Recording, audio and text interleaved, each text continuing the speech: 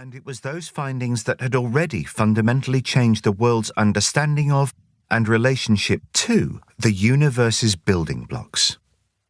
Rutherford's genius had revealed to science, to everyone, the mysteries of atoms and their constituent parts. It was information that had hitherto remained unseen and unknown by humankind, and with it came whispered warnings about the huge power these minuscule particles held and the danger that might be awoken if it were let loose. Yet for all his insights, Ernest Rutherford did not foresee the chain reaction that would be set in motion by his Adelaide stopover. Indeed, the footfall from that early spring morning that would ultimately echo through history was muffled amid the backslapping reverence of the local dignitaries who comprised his quayside welcoming party. Barely had Rutherford alighted upon dry land when he was ushered to a car and driven to a formal civic reception at Adelaide's Grand Town Hall.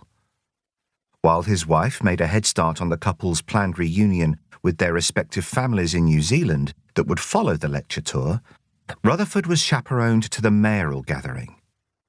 Adelaide was in a celebratory mood, though not altogether in expectation of the 2 lectures the famous visitor was scheduled to deliver.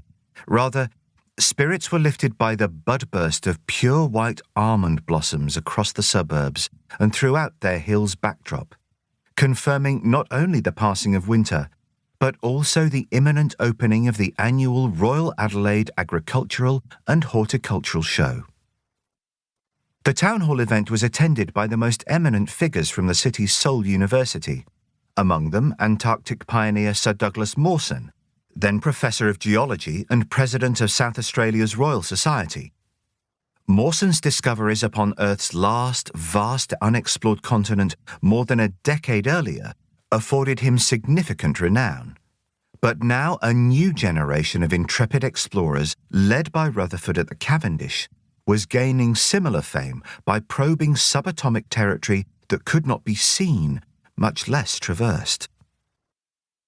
Adelaide's Lord Mayor, Charles Glover, could not resist the opportunity to indulge in a little cultural appropriation by decreeing that Australians might advance some sort of claim to nationhood over Rutherford through his New Zealand pedigree. Mawson, in turn, showered praise upon the slightly self-conscious guest of honour, who responded to the rapturous applause by describing himself as a comparatively insignificant unit, an atom of the universe as I am today. Mawson would have none of it. No one is more distinguished in the realm of science today than Sir Ernest Rutherford, he declared. In fact, I doubt there has ever been anyone more notable. He is so fundamental, so thorough and complete, that his work will stand for all time. But if Rutherford needed confirmation of just how fleeting eminence can be, it came when the reception concluded and he waited beneath the town hall's heavy stone portico for a taxi to the South Australian Hotel, where a bundle of correspondence sent on from Cambridge awaited. As a local newspaper later revealed, it was about 1 o'clock and hundreds of people were hurrying to lunch, unaware that they were passing one of the world's most distinguished scientists. If he had only been Jack Johnson, the pugilist, or a cricketer, it would require a posse of police to clear the footpath, exclaimed an attendant at the reception to his companion. Accompanying Rutherford as local liaison agent was Kerr Grant, Adelaide University's elder professor of physics. Grant well knew of Rutherford's hectic Australian itinerary, yet he also understood how rarely such an esteemed figure set foot in his domain. Seizing his chance, the professor asked Rutherford if he would consider making an informal visit to his physics department the following day, Friday the 4th of September. To his delight and surprise, Rutherford agreed without hesitation. This unexpected, unscripted engagement would reshape the future.